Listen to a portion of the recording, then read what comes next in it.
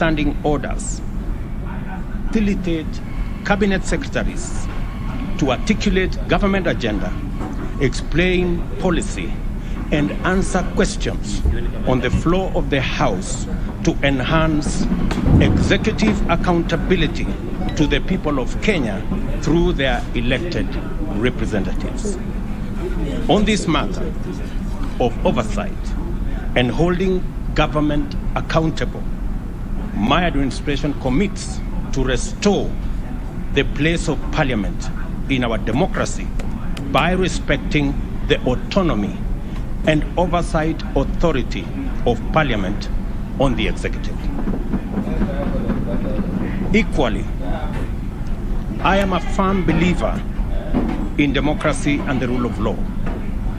That is why my first executive action when I took office was to undo a legacy of acts and omissions that had incrementally undermined the independence of the judiciary.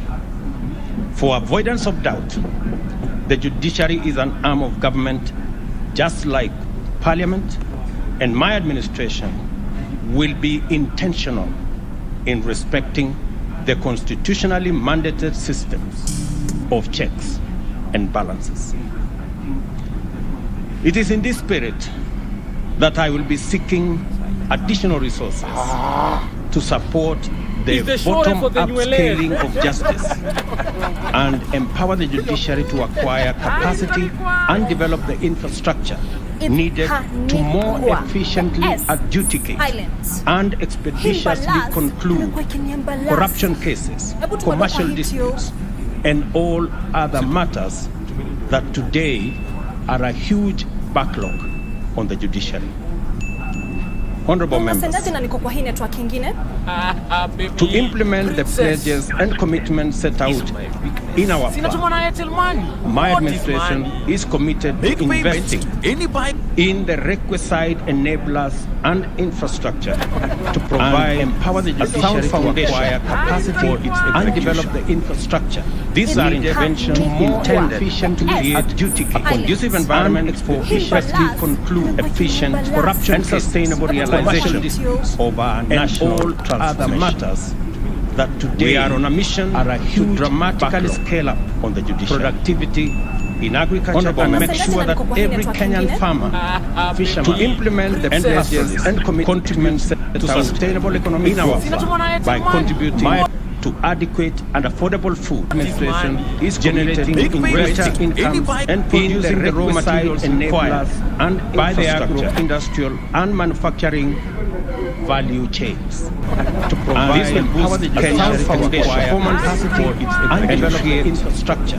These are interventions intended to adjudicate a conducive environment. We have been to conclude in our effort corruption and sustainable sanity and introduce greater responsibility in the management of public national other matters. One significant intervention we are on a mission to resolve dramatically consumption productivity in favor of agriculture and make sure that every Kenyan farmer to implement the pledges and commitments we have made available our fertilizer by contributing farmers to adequate and affordable food of 3,500 kilograms and down from 6,500. Raw materials and we have explored further mechanisms and manufacturing to bring this price value chain down. To provide this will boost the Kenyan foundation. We have an obligation to develop infrastructure. These are interventions to concentrate on a conducive environment. We have been the Mamambogas, borders in our effort corruption and sustainable that every person introduce who sells greater responsibility in the management of public national other matters. One significant intervention we are on a mission that resolve dramatic exemption subsidy on the in favor of honorable make sure that every Kenyan farmer production. The hustler economy has to flourish to implement the policies and commitments we have made available while fertilizing farmers to the wide and affordable food the national 3,500 kilograms and put our agenda down is to take necessary measures for enabling advanced buy the agro further make and thrive and decriminalize manufacturing to bring this value chain down. Affordable credit make a we have an obligation to lead the rate of business. This intervention was on affordable credit with a magic formula. The current credit reference have been approached the Mamambogas of blacklisting data by borders in our that unity and introduce and has a greater responsibility in the management business of publication out of the credit system. One significant intervention is the perception substituting the credit ignoring and the Kenyan farmer which allows lenders, the hustler economy, to apply customer segmentation to implement the commitments we have made available farmers to the wide. We have held 3,000 conversation. Our agenda here is to take necessary measures of the M-Shwari platforms on the modalities of reducing the barrier to further make and thrive. I am happy to report and decriminalize that yesterday bring this our engagement down. Affordable finally convinced and make a application to reduce the cost of credit by this intervention was on affordable credit with a much words. The current unlocking billions of youth approach needed of blacklisting data by once again that unity has introduced and has greater responsibility in the my administration will obligates and to allocate resources every year. Once in a mission and we are my substitute and medium enterprise affordable credit to start and expand their businesses allows. I promised the hustler economy to leverage customer technology to implement the management control to the wide. We have the conversation, our agenda and the regulatory framework to operationalize this fund. Is there is tremendous opportunity for this House platform to fully take the modality role in reducing the I am happy to and decriminate access affordable homes and affordable financing. This administration will unlock housing for the nation by doing a couple of interventions. Number one, we will work on the provision of land for affordable housing, both public and private. Here. Let me plug you. And number two, we will provide access to affordable and stable financing for those engaged in social, affordable housing across the country. These two measures will allow us to undertake mass housing production and thereby shape our approach to urban development and spatial planning, which, unlike before, will deliver sustainable and inclusive human settlement. I also wish to express our intention to bring to this House legislative proposals to provide a framework for a housing offtake plan, which will create incentives for developers to invest more money into our housing strategy and on the strength of guaranteed offtake of completed units. To actualize the enabling infrastructure, we intend to take the following steps. A public-private partnership funding framework is envisaged for large capital projects. In order to achieve our target of raising access to water from the current 60% to 80%, Kenya shillings 500 billion is required. Government can provide this gradually, but the private sector can mobilize it all at once. We will thus adopt a public-private partnership framework by entering into water purchase agreements with investors. I have already instructed the PPP unit at Treasury to work on the regulations that will facilitate the mechanism like we have in our energy sector for investors to work with us on a formula under a water purchase agreement instrument. This way, we will achieve water for all in less than a decade.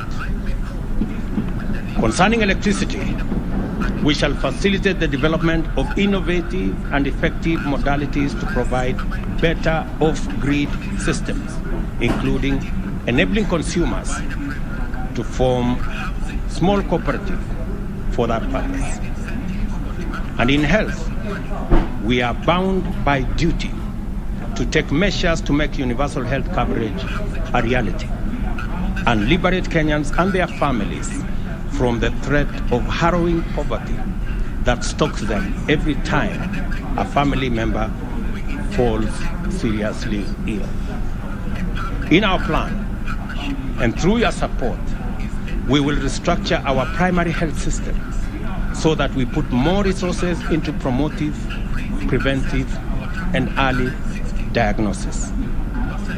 A key driver of this realization is the National Health Insurance Fund, whose restructuring is not only necessary for efficiency, but also enables it become a fit-for-purpose social insurance scheme that caters for all, including those suffering from chronic diseases. Digital technology has become a critical player in economic growth. We will capitalize on existing technology and innovation in the public and private sector to distribute the Hustler Fund as promised in our plan. I call upon financial institutions and our young people in innovation to participate in the digital economy by redesigning their products to serve the goal of empowering millions armed with grand ideas and are only waiting for the funds to finance their dreams to reality. Honorable speakers, honorable members, I have news, and it is not very good news. Our financial situation is not very good. For Kenya to grow to an upper income country, we need to invest at least 25% of our GDP. Our current national savings is below 10% of our GDP, which translates to an investment savings deficit of 15% of our GDP. Over the last decade, we have sought to close this gap with public borrowing. This year alone, we budgeted to borrow 900 billion to finance both development and recurrent expenditure. You're all aware that our total collection is 2.1 trillion, which is only enough to pay debt and to pay salaries. Everything else, we have to borrow. The government members should never borrow to finance recurrent expenditure.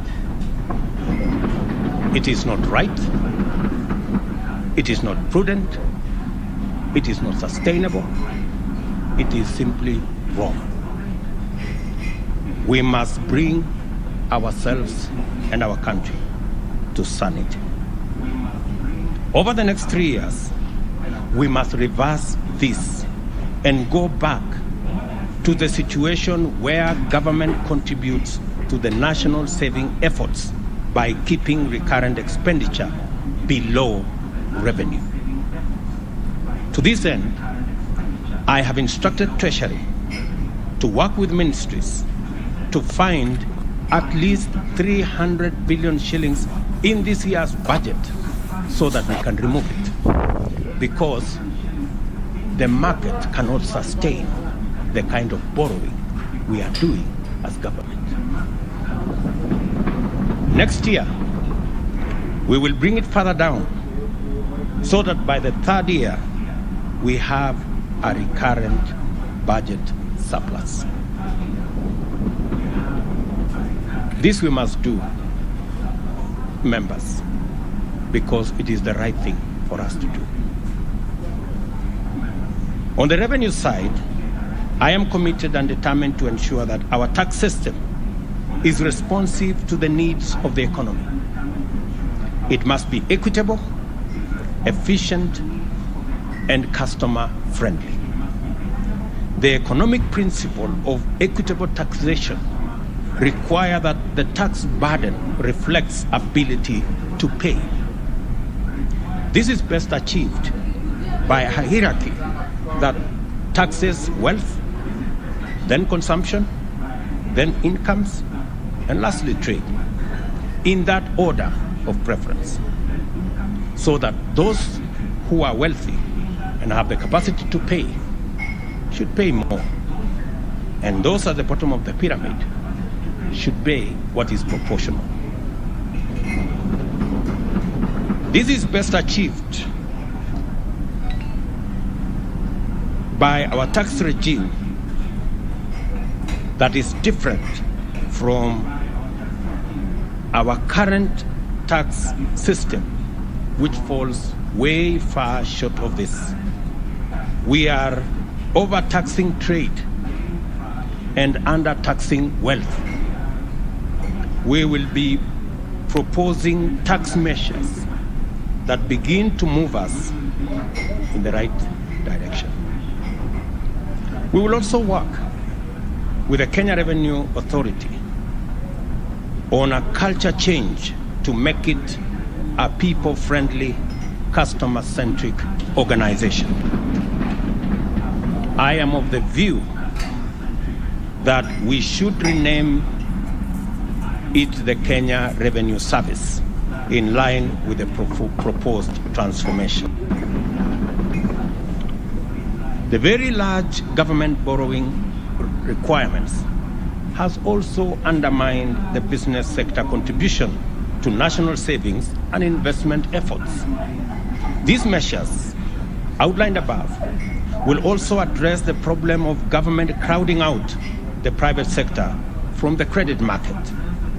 It will encourage banks to go back to lending to businesses and also bring down interest rates so that the private sector can also contribute to reducing the savings investment deficit. In many countries, social security, and particularly pension systems, contributes significantly to the national savings. Our current social security infrastructure, both public, that is the NSSF, and private, only cater for people in formal employment, thereby excluding the vast majority of working Kenyans. There is no retired Kenyan today who is living on their NSSF retirement benefits. The meager current contribution of Kenya shillings 200 a month adds up to 72,000 over 30 years. There is no rate of return on earth that can grow this into an adequate pension. I mean, we just have to be honest with ourselves. You cannot pretend that you are saving by saving 200 shillings. And it happens across board. Not surprising, many Kenyans scramble to provide for themselves by investing in the 50 by 100 plots of land, thereby exacerbating the problem of land fragmentation, price inflation, as well as land fraud. We intend to overhaul our social security infrastructure to make it inclusive, to encourage to encourage those excluded to save, I will be proposing a national savings drive to encourage those in the informal sector to set up their retirement savings plan. For every 2 shillings saved in the scheme, up to a maximum of 6,000 a year, the government will contribute a shilling for every 2 shillings saved by the private sector. Meaning that every Kenyan who will save 6,000 a year, the government of Kenya will give them 3,000 shillings. As part of the response to the ongoing drought, we have embarked on distribution of relief supplies to 3.5 million Kenyans who are affected by drought in 23 arid and semi-arid counties. The ultimate solution to the drought cycle in our country is mitigation of climate change and its adverse effects. We must act urgently to keep global heating levels below 1.5% degrees centigrade, help those in need, promote the use of renewable energy, and thus end addiction to fossil fuels.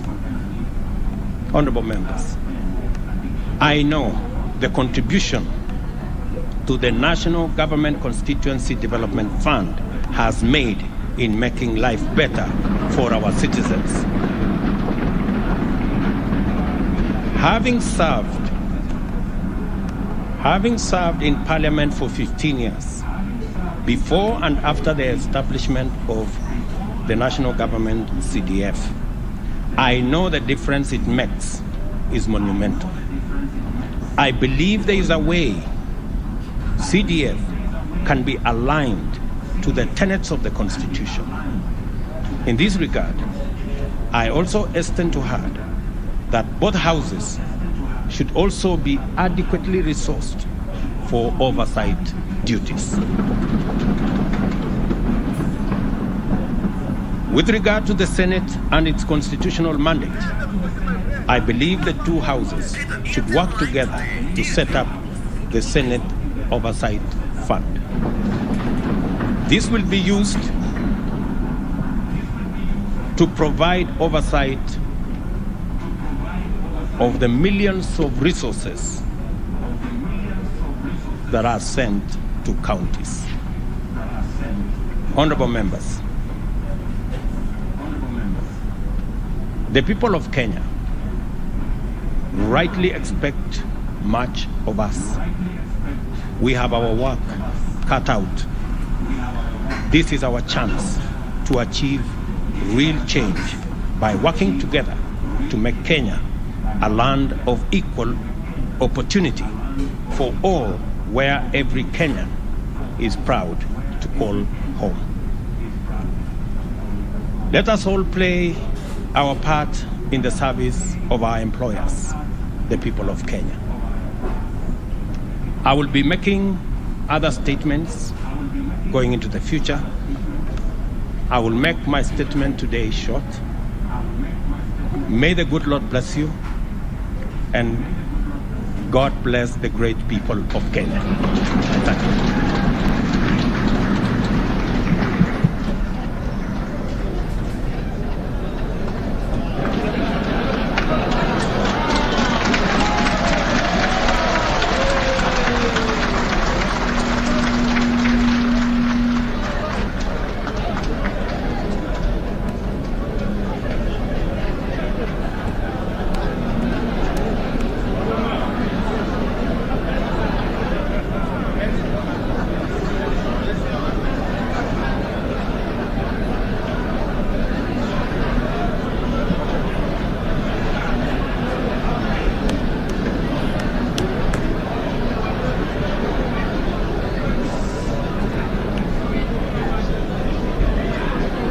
Honorable members, kindly let us take our seats.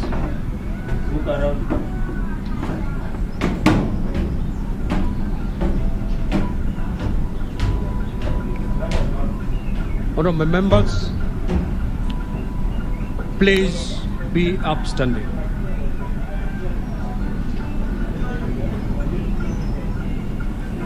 Your Excellency, the President, the Right Honorable Speaker of the National Assembly, honorable members, we have come to the conclusion of the business of the day, and it is now time to adjourn. The Senate stands adjourned until Tuesday, 4th of October 2022 at 2:30 p.m. in the Senate Chamber, Parliament Buildings.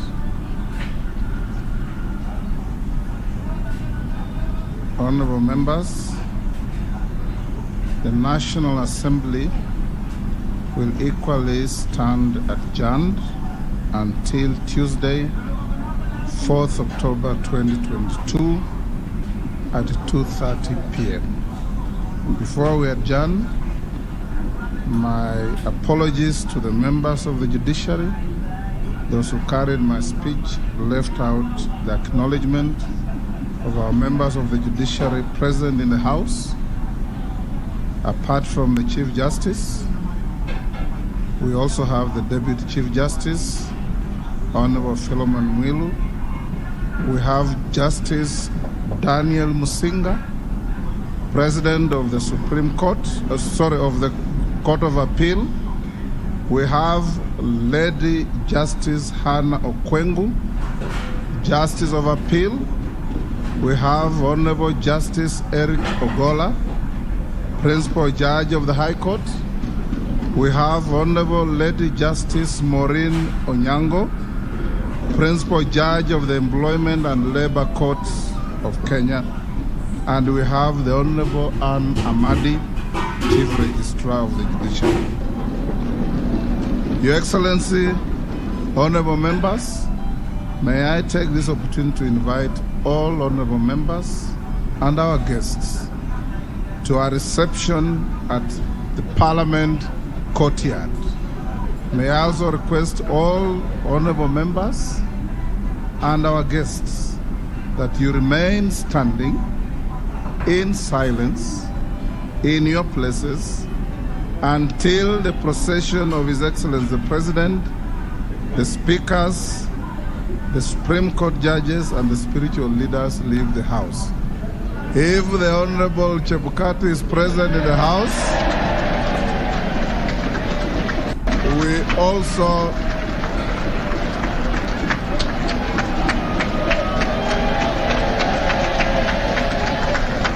all the honorable members, on your behalf, I have the distinct honor to acknowledge his presence. Thank you.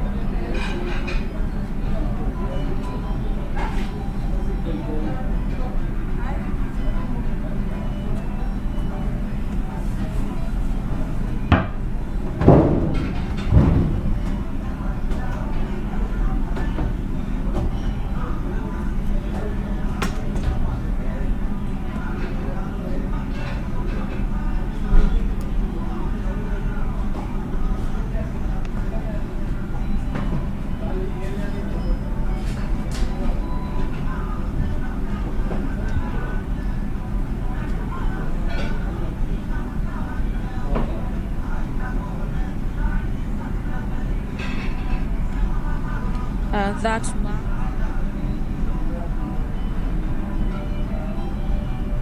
Parliament this afternoon and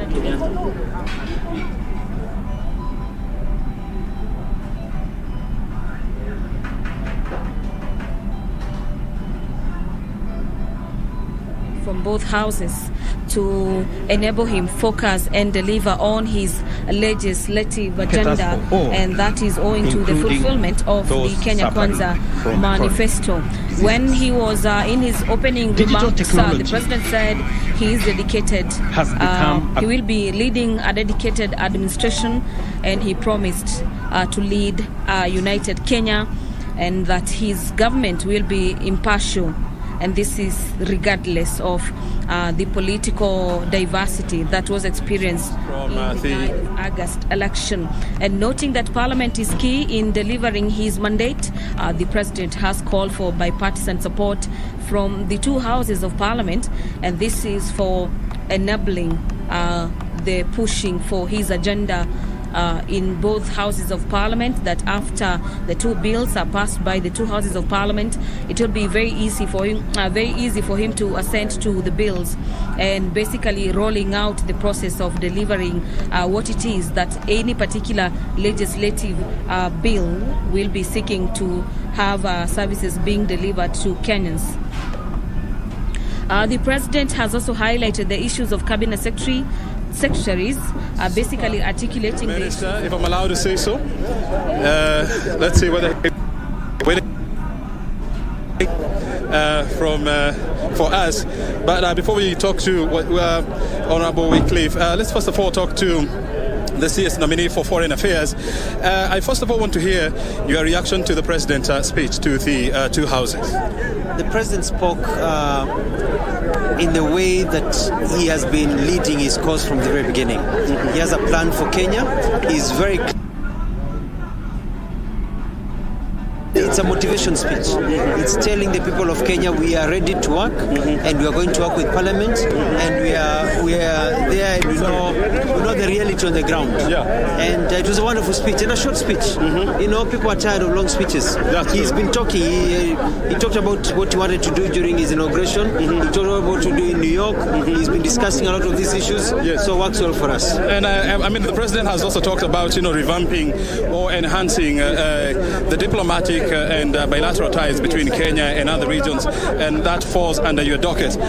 What are your plans? My plans are, if I'm vetted by Parliament and sworn in, is to transform the missions abroad and transform our relations abroad to be about money. Okay. We want to bring investors. We want to be able to get markets for our products. Yeah. We want to be able to move this country to the next level. And we can only do that by making sure that we get foreign exchange coming in. I look forward to engaging you so that we can have a look at Kenya's foreign policy and how to deepen it. Thank you very much. That is the CS nominee for Foreign Affairs, Alfred Mutua, talking to us, and of course giving us what he expects, and of course how he's going to deepen Kenya's foreign policy. Hi, good evening, sir. Hey. How are you doing? Fine. Yes, I'm here now with Wycliffe Musalia Mudavadi. He's a CS nominee, the Super CS. First of all, I would want to hear from you, Bona CS. What do you make of the speech by the President? Well, first of all, very candid. He has not tried to clothe it with anything. He has told us that we have work to do. We have to resuscitate the economy. We have to grow our savings, and we have to cut down on borrowing and misuse of public resources. So he has laid the program, but also more important, he has made his speech very brief, because he's going to have other opportunities to articulate on other issues as we go along, and I think that was very good.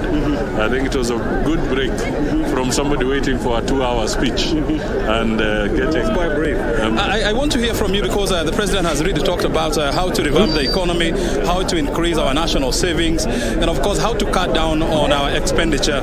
As a coordinator of government ministries, how do you plan to go about that? Well, the details will be rolled out. Okay? let's deal with the first things first. We anticipate that Parliament will go through its process of scrutinizing the nominees, and then they'll take up the space. After that, we'll unveil our program systematically. Yeah. I know you're in talk with both the houses, the National Assembly as well as the Senate. Have they given you an indication as to when the vetting of the CS nominees is expected to start? I think when they meet next week, they'll set up the relevant committees. So from there, we'll be able to draw a timetable. Yeah, because legally, they have to have the House Business Committee, and then they have to have the various committees, and most of the selection committee, which will do the vetting process. So I think let's look out for next week, when they go through their processes and identify those members. Yeah. Very well. We wish you all the best, and asante sana for talking to us. Thank you. Well, that is Wycliffe Musalia Mudavadi, the CS nominee, talking to us, and of course giving us his views and what they expect from on what actually they understand from what the president has spoken. I mean, I'm sorry because there's a lot of noise, there's a lot of distractions here, and now joining me also is also another member of Parliament. I want to hear from you. What was so striking about the president's speech? The president has been very precise with his speech, and I believe he has excited Kenyans. He has spoken for the first time in a pace-setting way. The time that he has taken to address the joint sitting of Parliament and Kenyans, he has set the agenda, and he has not minced his words in terms of where the country is and the magnitude of the task ahead. And I believe that he has shown his resolve to take the bull by the horns.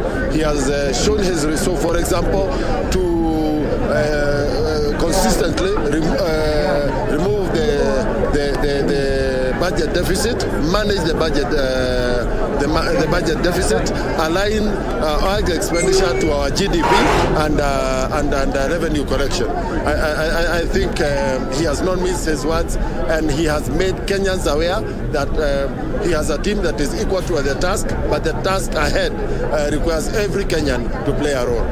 Yes. And of course, the president has also struck a reconciliatory tone, saying that it is high time that we put our politics now behind us and focus on the task ahead. As a parliament, how do you plan to forge ahead with the task ahead of uniting Kenyans? I believe the task of pulling the Kenyan economy from the hole that we find ourselves in is a task that even those who will be in the opposition look forward to, because it's the only way that we can uplift the livelihoods of the people who have put us into these positions of privilege. And therefore, I think there will be unity of purpose. There may be a difference in the approach, but I'm sure we will find reason to close ranks. Yes. Very well. Thank you very much. And we look forward to what Parliament will definitely do to ensure that as a country we move forward. Thank you. Asante sana. Well, we continue to get a reaction from members of Parliament, as well as people who have a thing or two to say about what the president has said. And of course, the president has just concluded his speech in the last 10 or 15 minutes ago, and now we continue to sample some of the views from members of Parliament. Kindly tell us who you are, and so that we can pick it up from there. Yeah, my name is Engineer Nebat Muriuki, MP Bere South. So what struck you about the president's speech? What struck me about the president's speech is that actually the president knows the problems of our country. Yeah, the president knows the problems of our country. He knows that the economy is down, and he knows how to get it up. Yes. One thing which is stressing very much is that if we are to collect enough money, then we must increase our tax bracket by raising those who are poor, so that they are able to earn more, and then they'll be able to pay tax. That way the country will collect much more money to service the interests of the public. Very well. Thank you very much, and of course we'll be looking forward to see what kind of support Parliament and of course the Senate is going to give to the government to ensure that it delivers on its mandate. Yeah, the Parliament is going to support the government through enacting the right rules, which are going to support the initiatives of the President. So like when we talk of the people of Kenya not saving enough, like he has said, in NSSF, Kenyans are saving only 200 shillings per month. Yeah, through the NSSF. Yes, which really cannot support somebody after retirement. So we need to increase this and to encourage Kenyans to save more. The President has said that if a Kenyan saves 3 shillings, then the government is going to add 1 shilling. Very well. Up to a maximum of 6,000 shillings per year. Yes. But of course the issue will be now how to mobilize such resources because we are operating in a very tight physical space. Yeah, mobilizing that one is not difficult because the moment somebody discovers that if you put your shillings somewhere, you are earning an extra coin, then actually it will be, the savings now becomes another way of investment. Very well. For Kenyans. Okay. So Kenyans are actually being encouraged to save, and the more we save, that money will be available to help the country build its infrastructure and even provide services to the people. He has also talked about this universal health. Yeah. Kenyans are spending a lot of money in health issues. And if we have got this universal health, the Kenyans are going to save their money. Very well. Yeah, because health is also a heavy cost in our lives. Yes. Thank you very much, and of course for talking to us. And we look forward to keep on engaging with you. You know, we continue to sample some of the views of members of Parliament and of course policy makers and thought leaders about what they make about the President's speech. Kindly tell us who you are and who you represent. My name is Geoffrey Wandeto, Member of Parliament for Teto constituency in Nyeri County. I think what we saw this afternoon is a president who is very well versed with the issues affecting the common mwananchi. And I think what the president was talking about are the issues that he picked when we went around the 47 counties during the campaign. Kenyans currently they are facing a lot of challenges, especially the cost of living. So there were obviously the issues around listing in CRB. Issues of being listed in CRB, and the president talked about that. We are also talking about ensuring that more and more people are participating in paying of taxes, so that it is not only the employed few who are saddled with the tax burden on their own, and also access to affordable credit, which is actually a very big issue. We know that our banks have been putting more and more money in the domestic debt at the expense of our SMEs. So by saying that he is going to be reducing on that, it means that now the bank will be out there talking to the common people and lending more to the mwananchi. So we are very, very excited, and as Teto people, we are very, very hopeful. And let me also take this opportunity to keep reminding that the authorities that the people of Teto are still waiting for the construction of Lot 4, Mau Mau Road, which we have been waiting for. It was cancelled at the behest of some international NGOs, and we are continuing to push that this road resumes construction as soon as possible through the Badia Forest.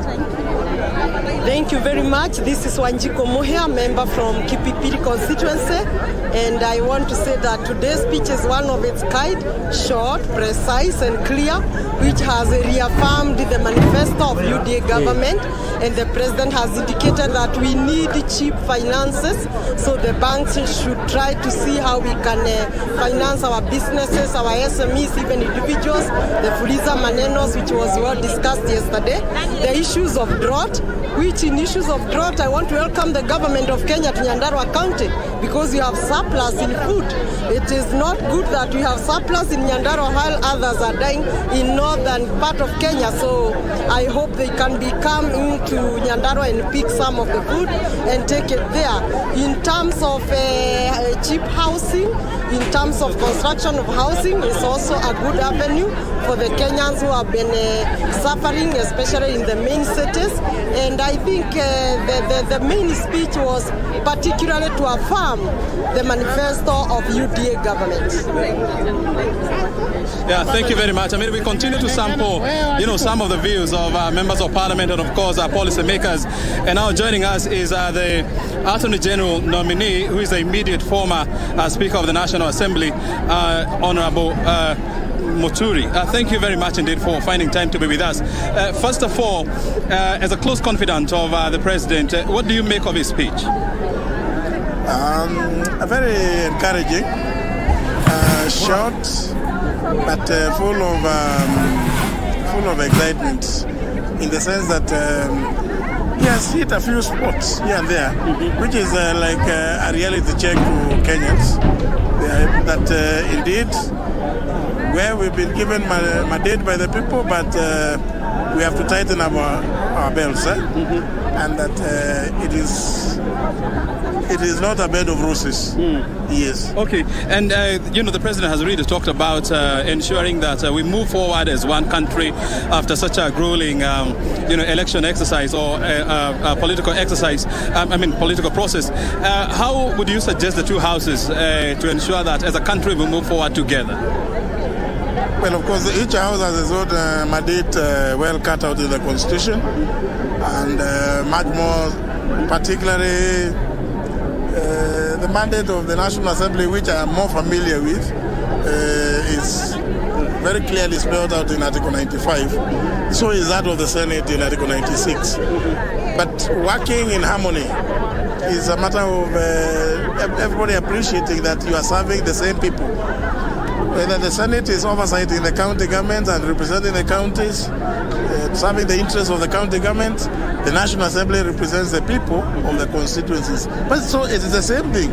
Both houses actually serve the people of Kenya and serve the country, one country. Yeah. And therefore, the call by the President that we should work in harmony is most welcome and timely. And of course, as an AG nominee, it is, of course, once your name is approved by Parliament, it is expected that you're going to be very critical in developing legislations for the government to ensure that we move forward.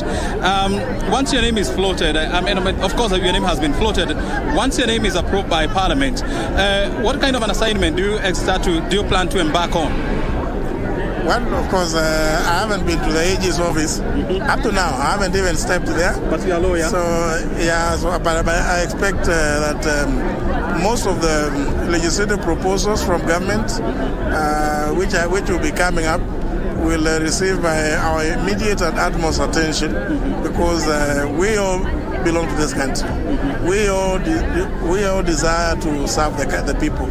And therefore, any legislative proposals that will be coming from the various ministries, as developed within the framework of our party manifesto, will receive appropriate and adequate attention from the chambers.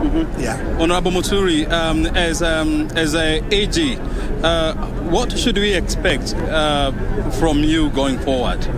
Or what kind of an AG are we looking at under Muturi? Hands-on. As always. I'm a hands-on person, but quite consultative with all the players in the justice sector. As you appreciate, the AG is a member of the Judicial Service Commission. The AG is also the titular hand of the bar, and in that capacity, it requires that the AG consults quite widely before coming up with policies and being able to advise government appropriate. Having fields in all the sectors. There are several other things that are there. The AG's office is also home to the Kenya Law Reform Commission, and therefore any reforms that are necessary to the laws will obviously be part of what the AG will get involved in. Among other things, there are several other things that the AG's office is responsible for. Yeah. Very well. There is one issue that the President spoke about allowing CSS to come to the floor of the House, to articulate government agenda. It's an issue that you had already proposed. Has it been passed, or it's something that, again, the Parliament will get to look at it now? I'm very happy about this proposal. As you know, I don't know whether you would recall, in 2013, led a charge to have the standing orders amended to allow cabinet secretaries to appear on the floor of the House to respond to issues. I am very, very happy that the President is now the one leading this charge, because it's just actualizing Article 125 of the Constitution, which says any House of Parliament or its committees has power to summon any person to appear before it to give information or evidence. So I've always argued, if a House of Parliament was to invite a cabinet secretary, where would that cabinet secretary be? So I'm very happy with what the President has said.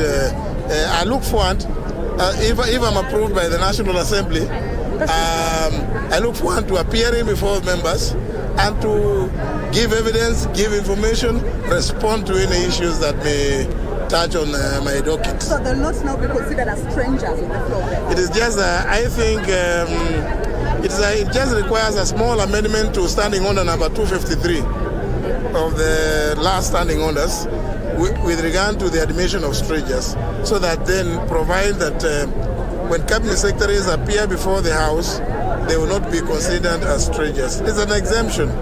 It is doable. In fact, the Procedure House Rules Committee can begin working on it, so that as soon as people are approved, they can start coming to respond. It is it's a very good thing, because the houses is where the heart of the country is. They are the people's representatives. They have a right to know from the floor of the House what it is that is happening in various sectors of the economy. So I fully support. I just not support. I feel like I have really been vindicated, because this is what I have been yearning for since 2013. In fact, in Yala, ministers serve in parliament. Yes, as she is saying, in Yala, where she was, ministers from East Africa, they serve from parliament. But more importantly, we in Kenya, we are more aligned to the Westminster model. Along the Westminster model, cabinet secretaries or cabinet ministers appear, they are actually members of parliament, or where they are, even when they are not, they appear before the House, because it is the House which has the national representation, political representation. And it's only fair that the House is fully appraised on a daily basis what is happening in government. Asante sana. Mr. Speaker.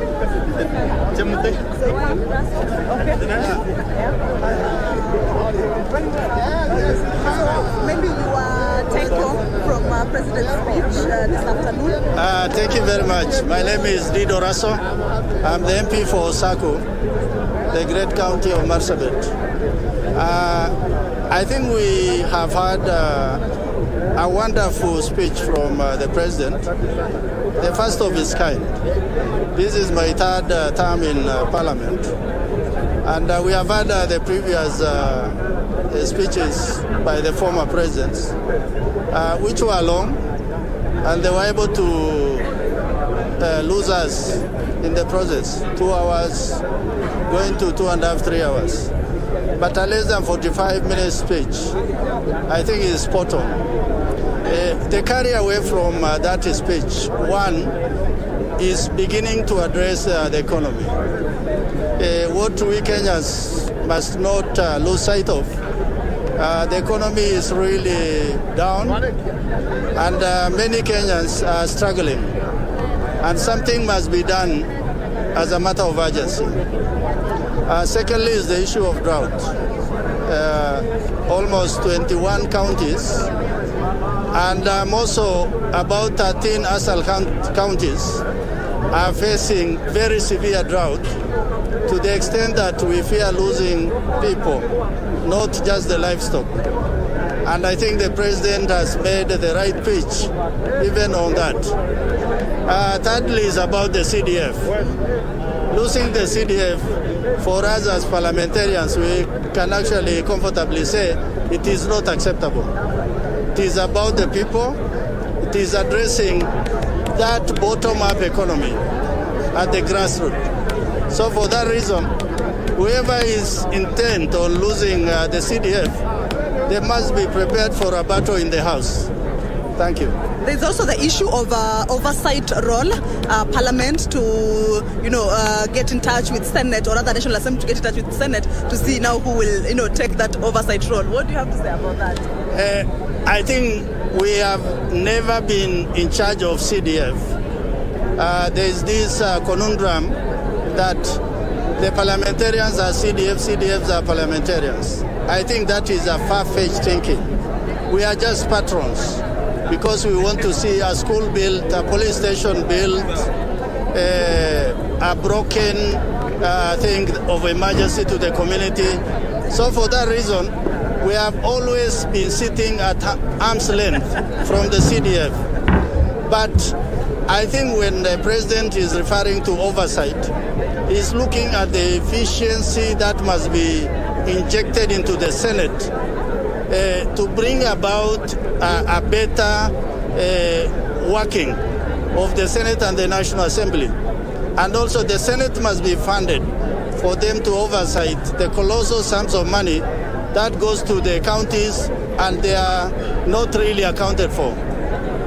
But even then, I think the good thing the president has said, the two houses must work together for the better management of public resources in Kenya.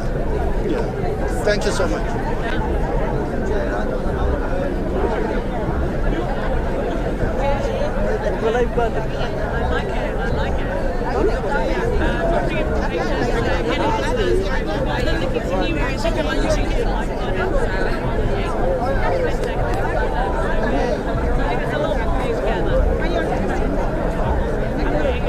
All right.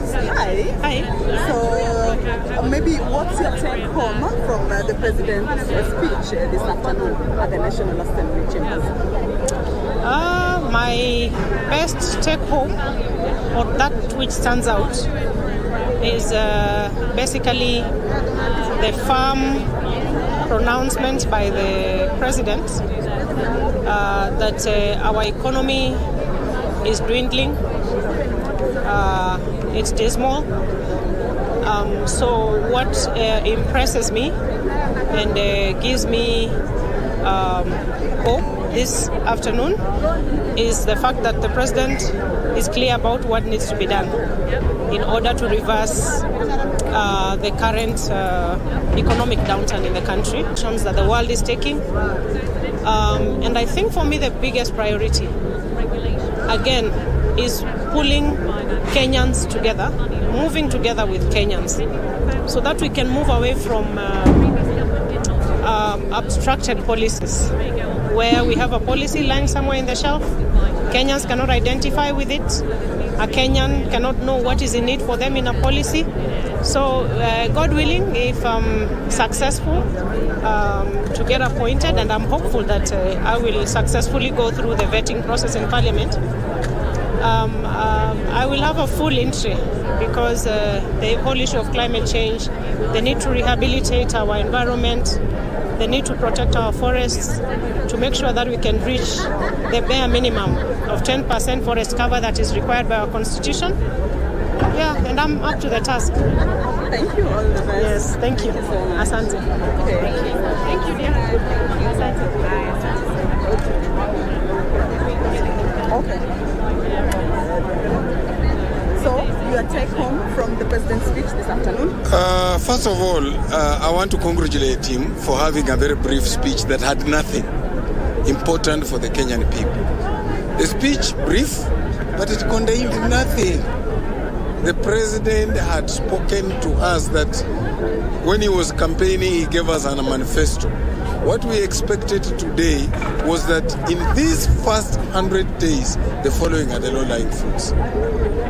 I expected him to talk about the cost of living, how he's going to reduce the cost of food, cost of fuel, cost of school fees.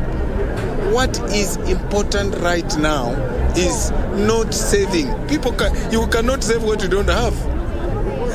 In his speech, he spent about 3 minutes talking about how we need money we need to increase our saving. How do you increase saving when you don't have food?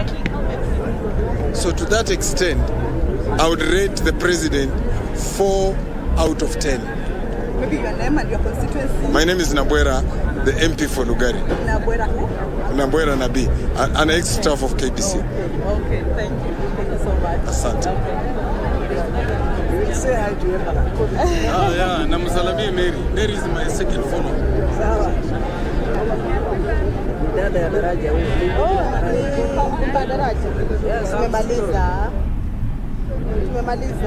Wamenyoa.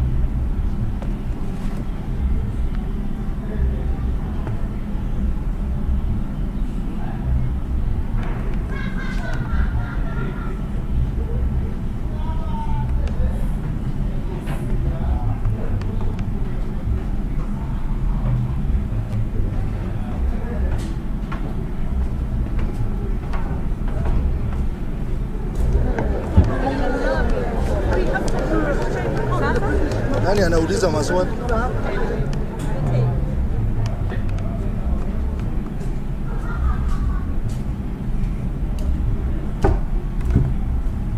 Expectation and very disappointing because we expected the president to talk a lot more about his petty subject during the campaign. You remember his petty subject was cost of living. Kenyans wanted to hear what measures does he have in place to manage the problem of cost of living. He never addressed that. We also expected him to talk to us about the so-called bottom-up economic model. How is it going to work? What form of legislation will be there to support that? He never talked about that. Thirdly, we expected the president to talk to Kenyans about what specific measures is he going to put in place to ensure that the savings target of 25% is achieved. That he didn't touch on it. In fact, my concern is that the prayers were longer than his speech. And the president has come up with new promises. Promises, I will do this in NSSF, I'll do this in terms of debt. We want him to focus, first of all, on addressing the promises he made to Kenyans that he will do in 100 days, which we expected him to say. We also expected him to talk about how he's going to ensure that the House complies to 2/3 gender rule. Because in his manifesto, he said that during his term, he will ensure that the House complies to 2/3 gender rule.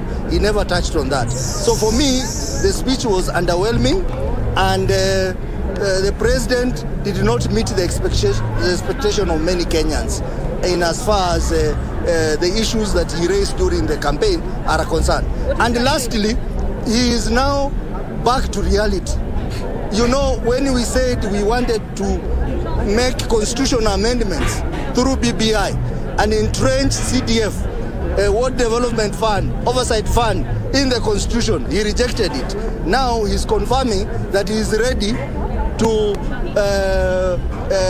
support a constitutional amendment process, unlike during the campaign when he said that in his administration he'll never even touch a comma of the Constitution.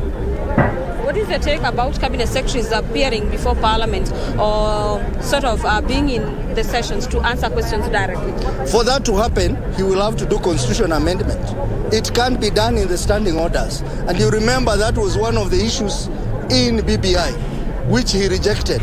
BBI had proposed that cabinet ministers sit in the House. Some were to be appointed from among the members of Parliament, and others were to come from outside Parliament. So my excitement is that the President has now acknowledged that it is necessary to amend some sections of the Constitution of Kenya as proposed by BBI.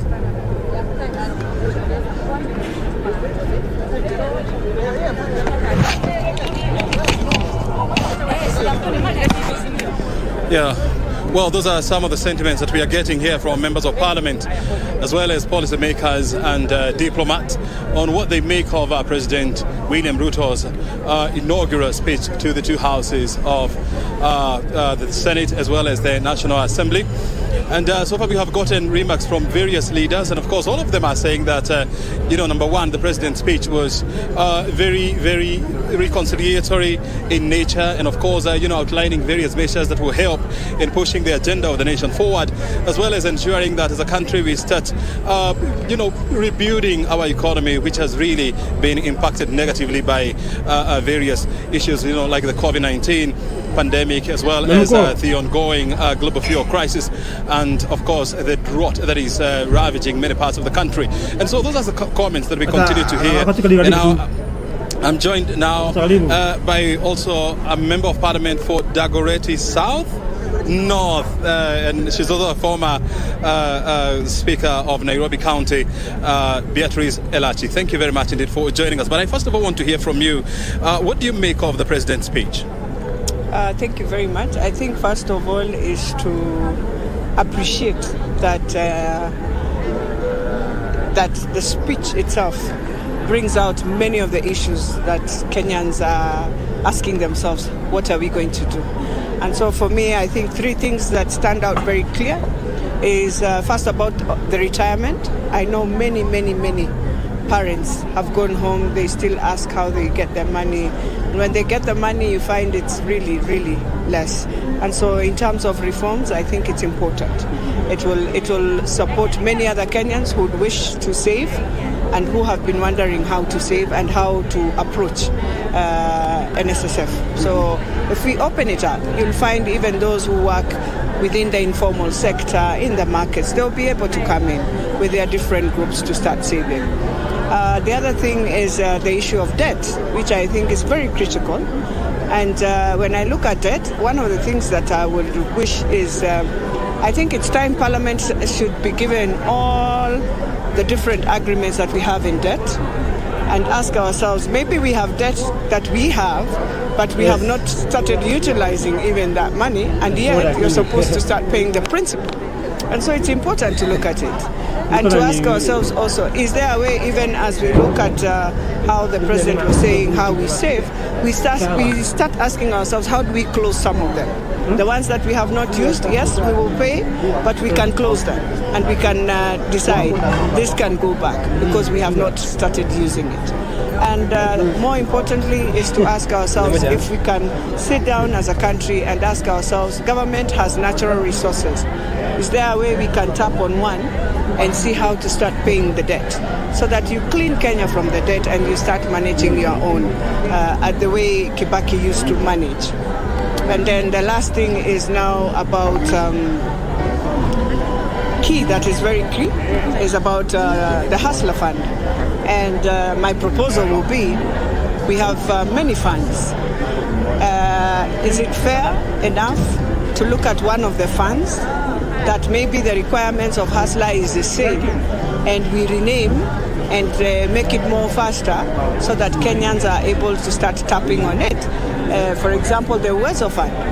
It is more similar as that one of the Hustler Fund. So we can ask ourselves whether that's the best way, and also the Youth Fund, all of them, so that we don't also open more funds and yet we have these other ones. And then again we spread, and the more we spread, the more we get back to the same mismanagement. We are using it not in a proper way, or even Kenyans are not even able to tap on it because of many of the requirements. So why can't we put them together and then call it one fund and we move on, and Kenyans will be able to tap on it? Then we look at the requirements and make them more friendly than what they are today for people to tap on it. And the beauty of it is that, you're now in a position of legislation whereby you can push, such legislation for going forward. As an elected member of parliament for Dagoretti North, are we likely to see this kind of a proposal coming from your end? Well, yes, I will put up. I know I have 3 proposals on the table. I have one for feeding our children. And I'm saying it's time as a country, we must feed our children who go to school so that you retain kids in school and you are able to see more children coming into school. I have a proposal, I know, in the Ministry of Trade that needs to deal with EPZ so that you open up for young people to get more jobs. How do we expand? How do we take the model that is in Ethiopia and bring it into Kenya so that when an investor comes, it doesn't come to us, where is this building, where is this? And also, I think on this one of their fund, many of the women are awaiting the fund.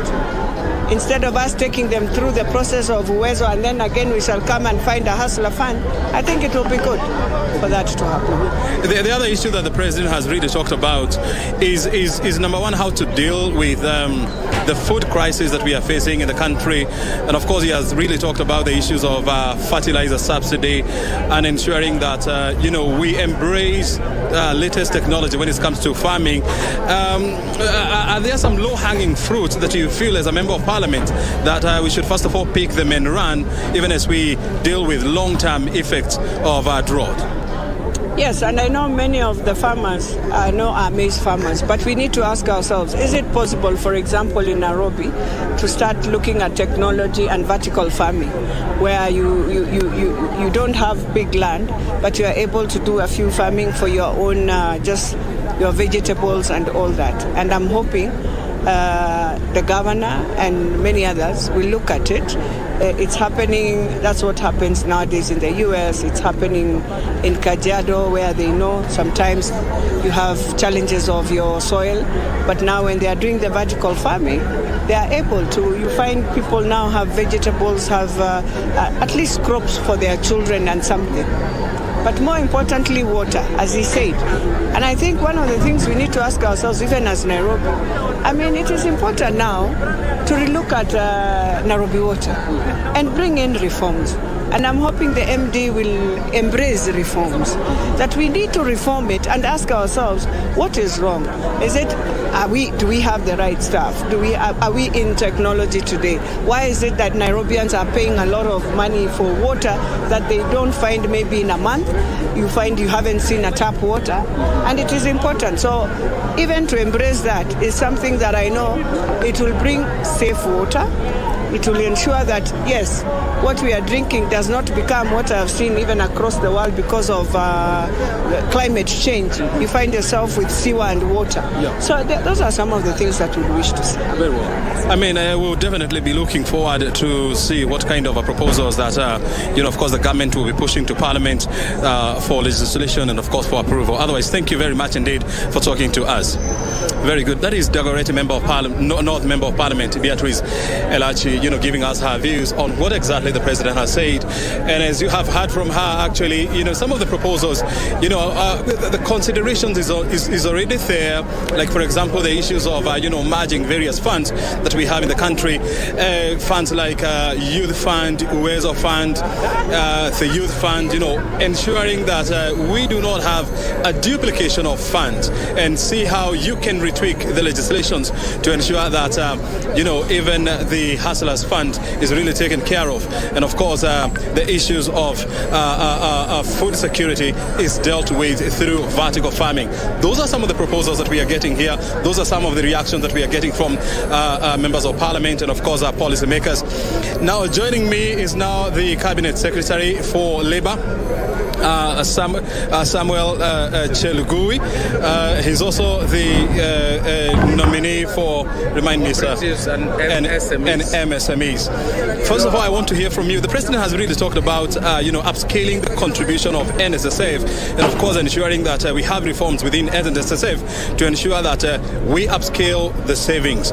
How do you plan to go about that? Thank you very much.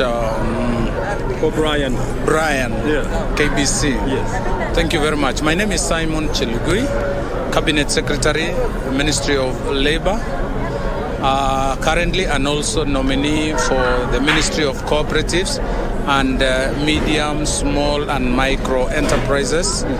And I want to first and foremost thank His Excellency the President William Ruto for the honor and the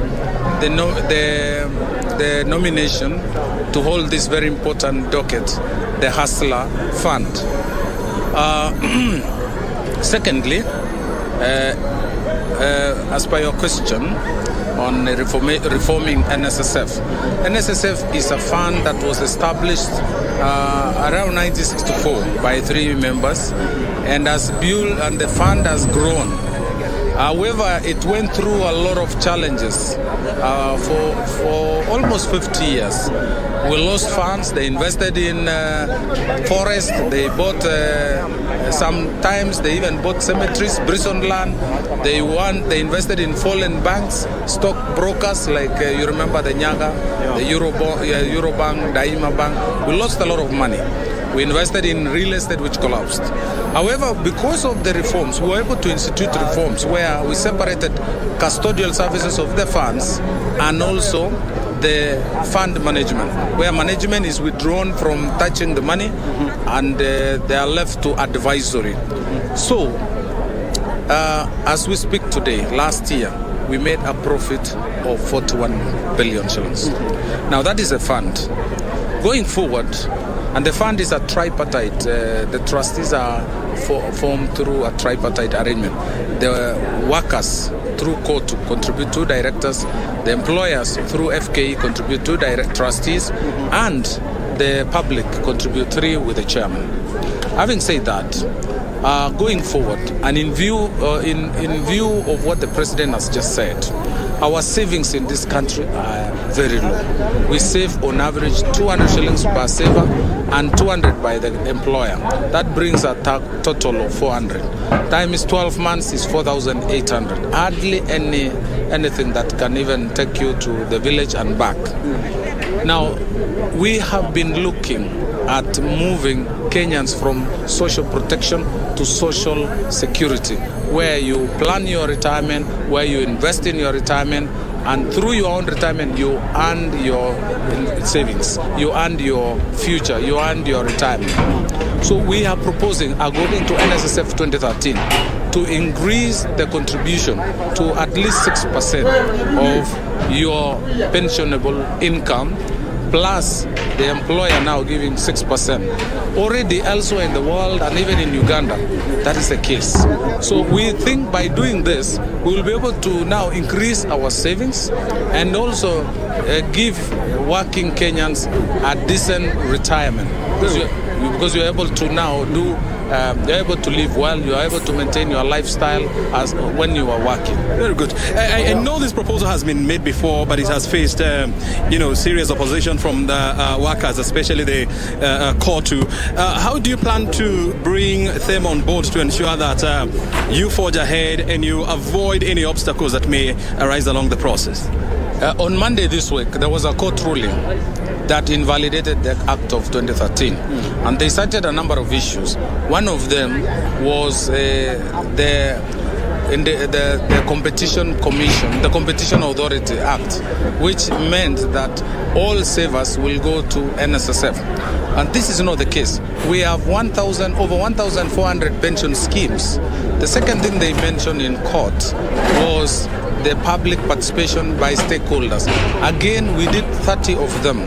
So, in view of those grounds cited by court, we are filing and have asked NSSF to file an appeal in the Court of Appeal. And I believe we have enough grounds to overcome those challenges. But going forward further, we want to entrench and we want to mobilize Kenyans to understand that this is not a cost, but is an investment for in your future. They cited before governance challenges. We didn't have an MD, a CEO. Now we have a substantive CEO. We now have fund managers. We now have custodial service providers. So effectively, that is why we are realizing 41 billion growth in a year. Now the fund is about 286 billion from last year to 40 billion. Very well. Before I let you go, because I know you're having a busy evening, tell me this, as the CS nominee for cooperatives and SMEs, this country, 80% of all businesses are owned by SMEs, and they employ almost 70% of the country's workforce.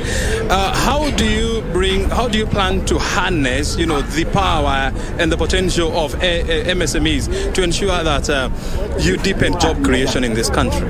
Thank you very much. I think what the president has done and trusted me with a very important docket, the Hustler slogan and all the campaign issues in the manifesto of Kenya Kwanza rest on this docket. And we have had the president speak to the houses, both Senate and the National Assembly, on the need to introduce legislation and even a supplementary budget to allocate funds to support the small and micro. Having said that, we are all aware and conscious that majority of our business, including when I served as when I'm serving as Minister of Labor, only 3 million Kenyans are formal. The 15 million other Kenyans are informal, and majority of those 15 million Kenyans are in micro, small enterprises. Now, to re-energize this sector, we must look at this issue differently. You know, we have had other affirmative funds like Women Fund, Youth Fund, and by and large did not succeed. But going forward, we must utilize the technology that we have, the mobile technology, the financial technology using telcos, which has improved penetration. The M-Pesa model has worked, it's the best in the world. Secondly, I will begin by first enumerating the hustlers, the bottom of the... So we'll have to engage enumerators. We register these people right from the bottom, from the ward level, the 1,500 wards in Kenya, up to national level. We estimate we will get about 7 to 8 million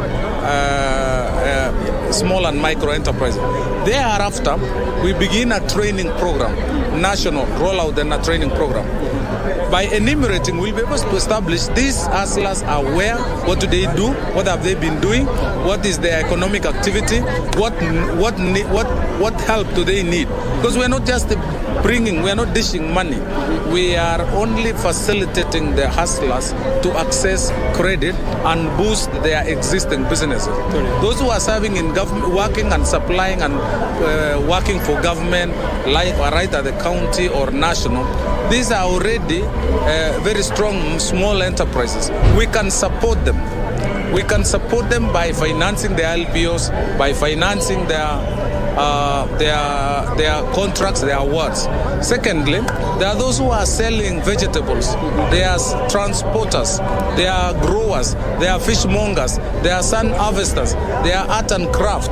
All these economic activities can be supported through the Hustler Fund. What we will need to do is, which model are we going to use? Which channel are we going to use? Which banks are we going to partner? We are going to talk to banks. We're going to talk to banks to confirm or to find partners with us. We're going to talk to banks if they can match our funds. If we have 75 shillings, they can give us 25 shillings to add to 100 shillings. So we will multiply the funds, we will increase the capacity of the fund and reach out to more Kenyans. This is exactly what we're going to do. We'll also use cooperatives.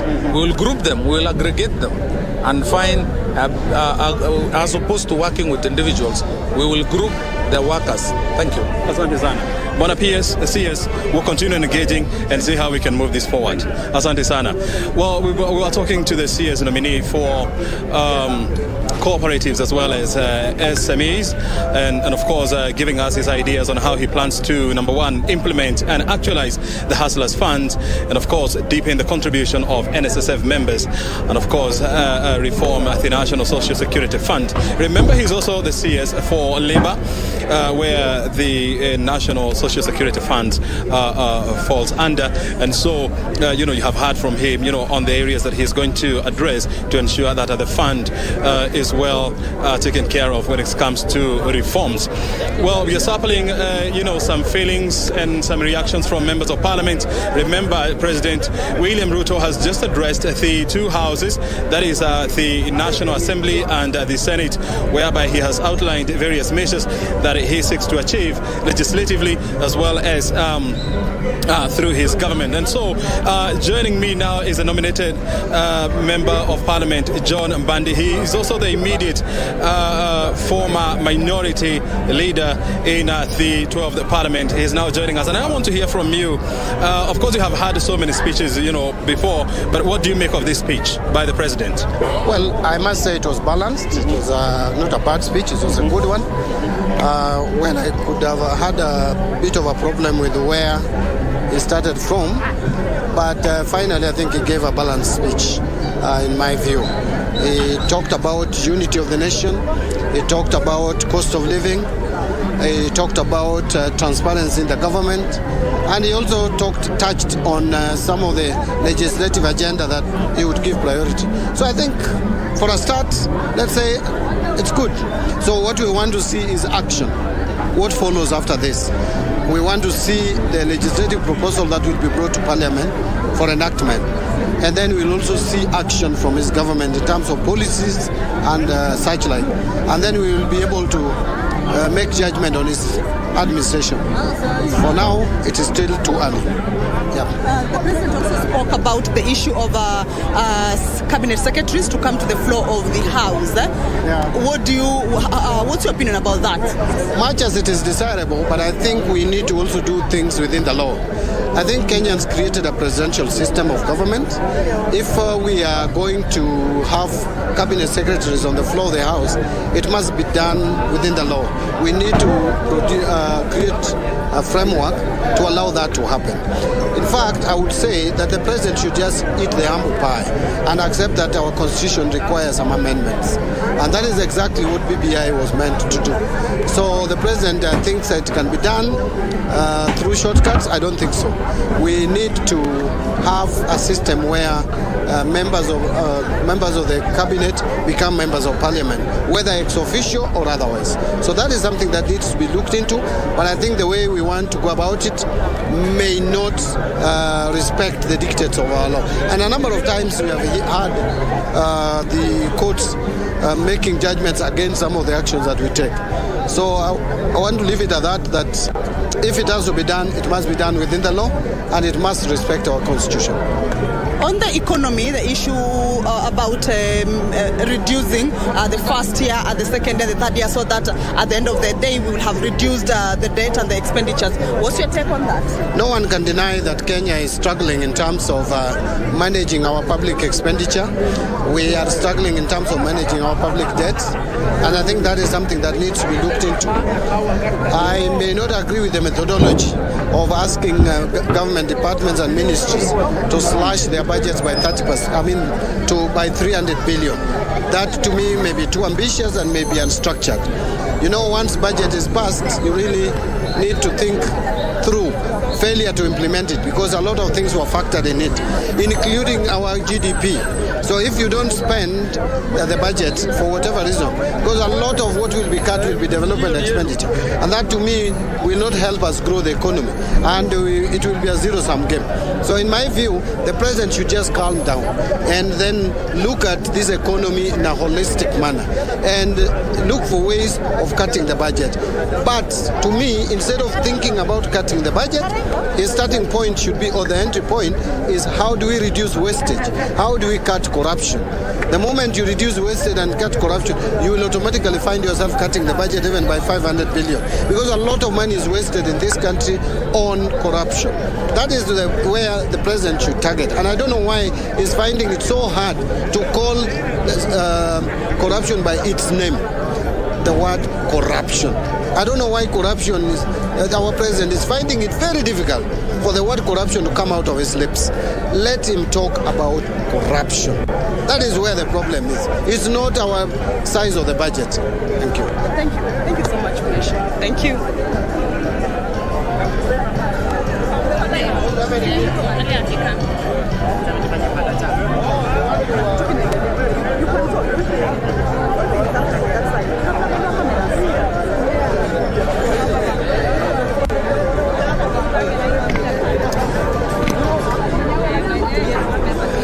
Well, the pictures that you are seeing, what is exactly is happening at the national or the national parliament here in Nairobi, where President William Ruto, in about 1.5 hours ago, just completed giving his inaugural speech to the two houses, that is the Senate as well as the National Assembly, whereby he has outlined various measures that he seeks to achieve during his leadership. And one of them is, of course, reforming the National Social Security Fund. Number two is, of course, engaging with investors to invest in the water subsector by coming up with a model that is akin to the power purchase agreement, which will be a very interesting model to deepen access to water and, of course, ensure that more Kenyans, get water. The commotion that you are seeing just behind is the president, who is now almost leaving the precincts of the national parliament, and as you can see, so many people are queuing here to try and get a glimpse of the president, and of course to try and shake his hand. I know it can be very challenging, of course, trying to get a word from him, but we are well positioned to ensure that in case he's willing to talk to the state broadcaster, then we are aligned. So we've been sampling some of the views.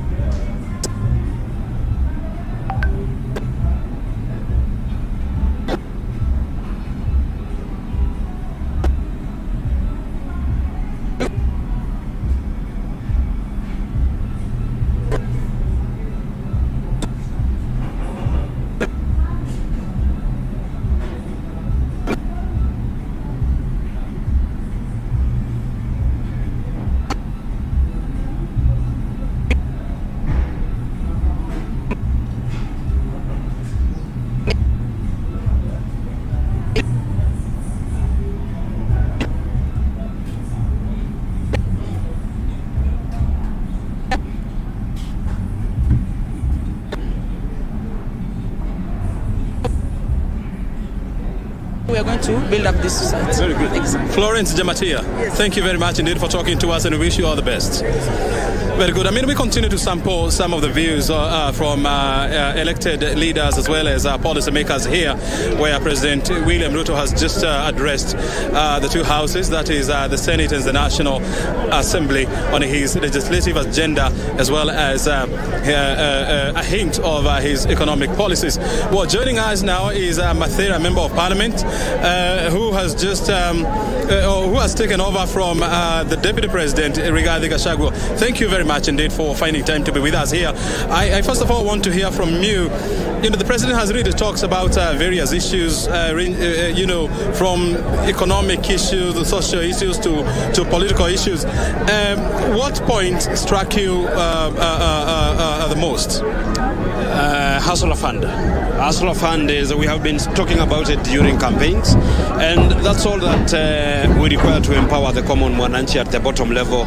And he has emphasized keenly on how we need to empower the common mwananchi, and that will be realized if only we have the Hustler Fund. He has talked about other things, about the debt, the economy, but what really caught my eye is the Hustler Fund, and that will make sure that we empower the common mwananchi, the boda people, the kiosk people, the salon people, the kinyozi people, the market people, the people who do small businesses. And once we have filled that money, that fund, that credit, we are going to make sure that we empower the people at the bottom level of this country. So I would say that that's what really caught my eye. Mm-hmm. And also the issues around you know, tackling the food insecurity in the country, whereby the President has really talked about you know, expanding the fertilizer subsidy and ensuring that farmers are well equipped. How do you expect that to work? Of course, the President has been Cabinet Secretary or Minister for Agriculture for quite some time, and he understands what needs to be done with regard to food security. And you remember when they were working with the former President, one of the top agenda was food security, and he has explained to us very well. One, the subsidized fertilizer is already in the country, is being distributed to the members. Secondly, he has emphasized that we need not to rely on rainfalls. We need to construct dams so that our farmers can continue farming even when there are no rains. And he has explained that he intends, or we intend as a government, to even have a private-public partnership where we'll have a private investor who will come build a dam, and government will buy the water and distribute to the farmers. So I think what we are calling the plan, what others we are calling manifesto, as we were calling it a plan, and it is a plan that is going to be implemented.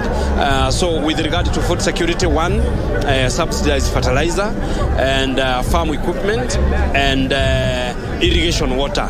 We don't have, because of the climate change that we are experiencing now, we need not to rely on rainfall. We need now to expand irrigation. Very well. Thank you so very much indeed for joining us. And of course, we hope that as Parliament, you're going to play your legislative role to ensure that these aspirations, you know, are achieved. Thank you very much. Very good. Thank you. Asante sana. Well, I mean, those are the views that we are getting here from the precinct of the Parliament, where President William Ruto has just finished addressing the two houses, that is the National Assembly as well as the Senate, in about 1 hour, 30 minutes ago.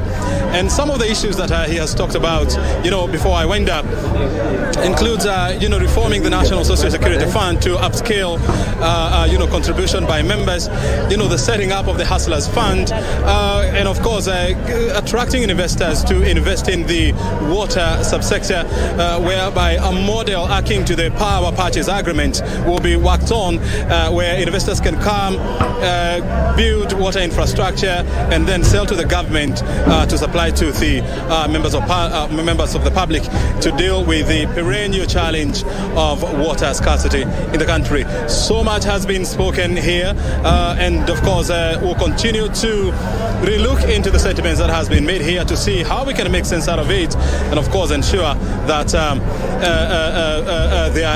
you know, the plans and the policies enumerated here are implemented. We have been with you since morning, and of course we have now to wrap up because we have to take you back to Broadcasting House. Thank you very much. My name is O'Brien Kimani. On behalf of the entire production team and my colleagues, thank you very much for your time. And of course now we take you back to Broadcasting House. Good night and good evening.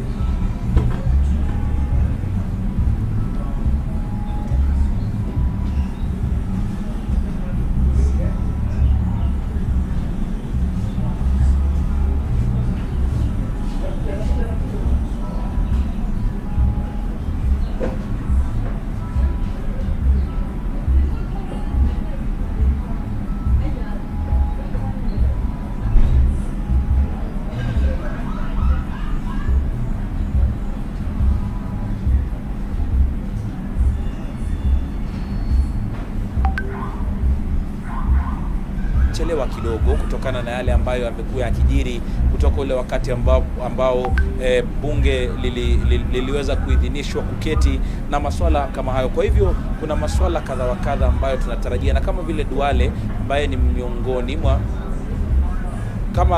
kama vile Duale ni miongoni mwa wandani wakuu wa Rais William Ruto, ametuambia wanamtarajia Rais William Ruto ataleta ajenda yake kwa bunge hili la kitaifa. Mwenyekiti, habari gani? Tunakuona umejifika umejimwaya. Mnatarajia nini kutoka kwa Rais William Ruto hii leo kama mwenyekiti wa UDA? Afungue bunge kwanza ndio vikao vianze. Asante sana mwenzangu Kennedy Muriithi, baada akiwa anaendelea kuchukua maoni ya wabunge mbalimbali na kutuonyesha hali ilivyo haswa katika barabara ile spika kupitia. Lakini upande huu mwingine tayari hizo ni picha za mbele ya majengo ya bunge ambapo Rais William Ruto tayari amefika, anapokelewa pale na atakuwa ni mwenye kujiandaa baada ya kupewa heshima kuu katika jukwaa lile ambalo limeandaliwa rasmi kwa ajili yake. Amiri Jeshi Mkuu wa taifa hili basi atakuwa ni mwenye kukagua gwaride. Hebu tusikize sauti za moja kwa moja tupate kinachoendelea kwa sasa bungeni.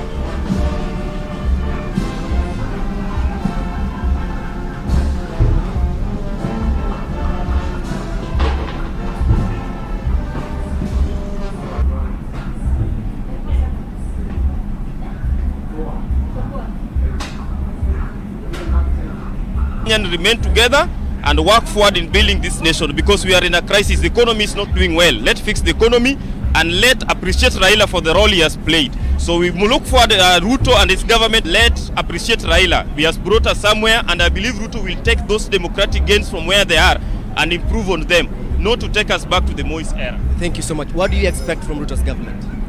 Mimi nitaongea Kiswahili. Sawa kabisa. Mimi kwa majina naitwa Abubakar Maganga, na kwa kusema ule ukweli nimefurahi sana kwa sababu niko na imani ya kwamba nchi yetu imekuwa na demokrasia ya hali ya juu sana, na niko na imani ya kwamba yule ambaye amechaguliwa anaweza kufanya kazi kwa sababu ya Wakenya, kwa sababu tumeona ya kwamba tuko na crisis nyingi sana, problem nyingi kuhusu mambo ya economy, kuhusu mambo ya shida ya uchapakazi na shida ya mambo ya kazi hakuna. Hizo ndo zimekuwa ni problem kubwa. Kwa hivyo niko na imani ya kwamba kwanza kabisa Martha Koome amefanya jambo la maana, na sisi wa Kenya inatakikana kwanza tuwe pamoja sote, kwa sababu huu ushindi sio wa mtu mmoja, sio wa rais, sio wa Ruto peke yake. Huu ushindi ni wa Wakenya wote.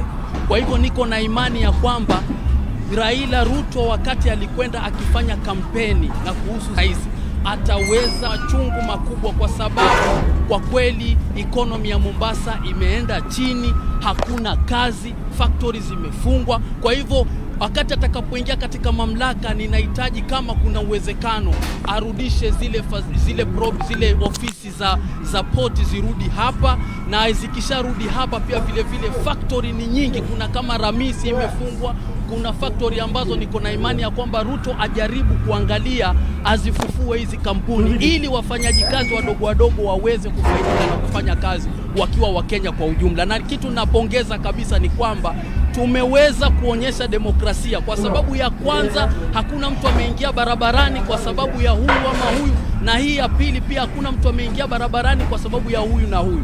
Sisi sote ni Wakenya, sisi sote tumecelebrate kwa sababu ya Ruto yuko kwa serikali, na niko na imani wakati atakapoapishwa atafanya kazi kama rais wa Kenya. Well, there are a lot of people who want to say a word here, but let me just give one last more person to hear from him. What is your take on today's action and the directive issued at the Supreme Court of Kenya? Thank you. My name is Peter Munyasa, and I'm a diehard of the president-elect. His Honorable His Excellency William Samuel Ruto. And we want to congratulate him because of his victory. This is the time, we say that democracy dictates our affairs here in Kenya. And we have seen our democracy prevailing well from the Supreme Court, and the verdict that has been given today by Her Excellency Martha Koome, it is one of its kind. And we want to thank everyone. I want to thank Kenyans for maintaining peace. And we want to urge all the political leaders that have been elected. Now elections is over. What we need, it is service delivery to the people. We are not going against